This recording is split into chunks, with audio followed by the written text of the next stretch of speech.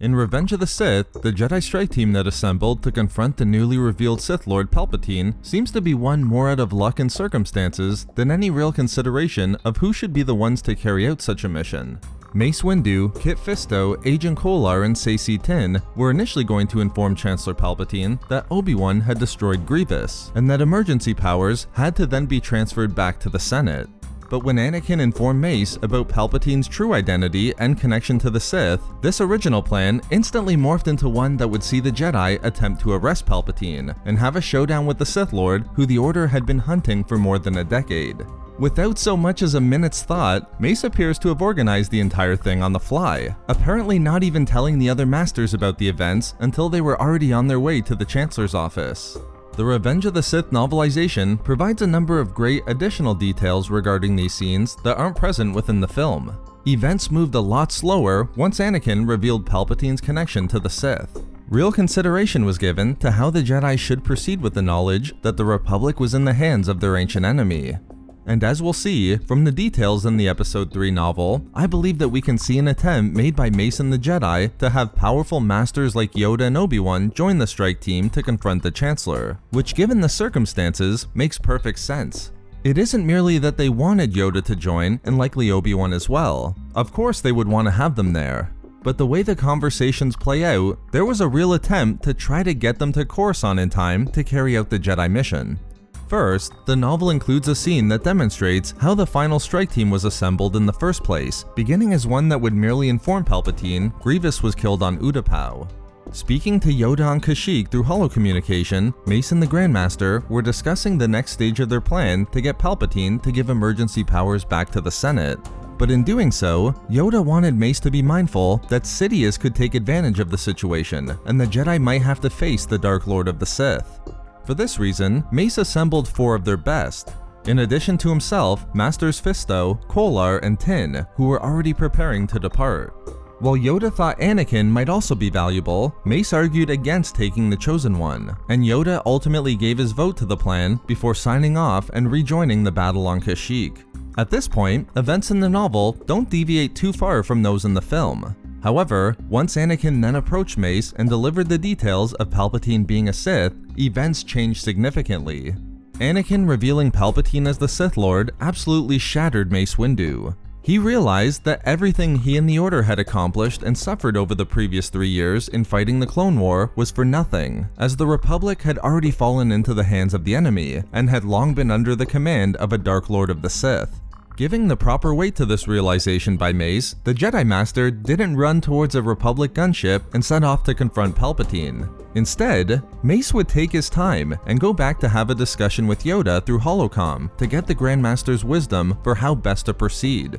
We don't get to see exactly what was discussed between Mace and Yoda, but it's clear that they were weighing their options for how the Jedi should now respond, knowing the truth that for more than a decade, the Republic was in the hands of the Sith. Given they now had time to consider who should help confront Palpatine, I believe they now could give thought to who might be best to join Mace and his strike team.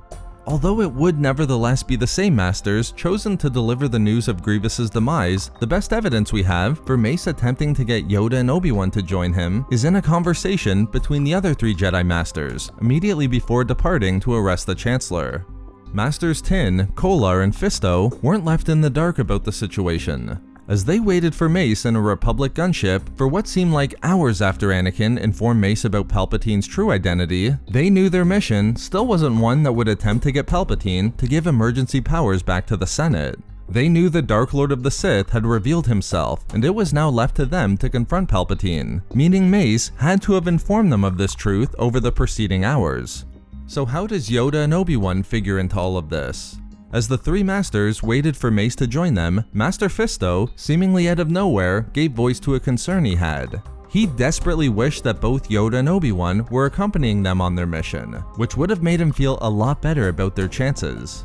Even more important, Master Tiin already had the answer for Kit, almost as if it was previously something they considered and then dismissed, telling Kit that Yoda was pinned down on Kashyyyk and Obi-Wan was out of contact on Utapau. Saesee Tiin's response to Master Fisto is extremely telling within the context of the novelization. It isn't mere speculation about why Obi-Wan and Yoda couldn't join their strike team. Tiin provides the exact reason.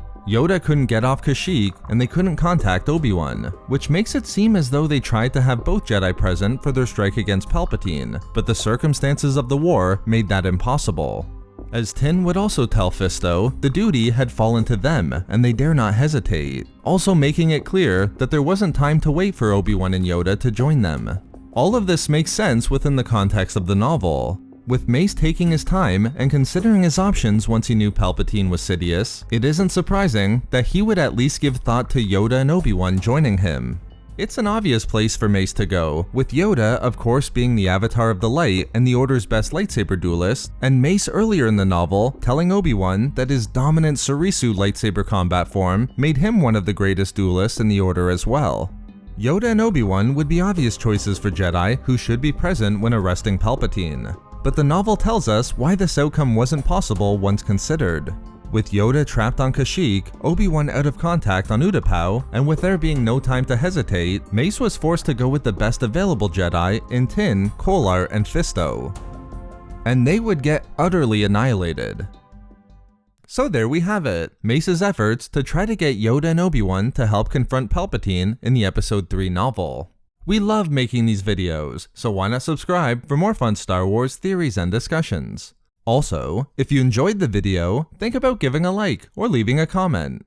Or perhaps follow us on Twitter @SW Reading Club for updates regarding the channel. Or support the channel through Patreon for access to exclusive rewards and discussions. If not for me...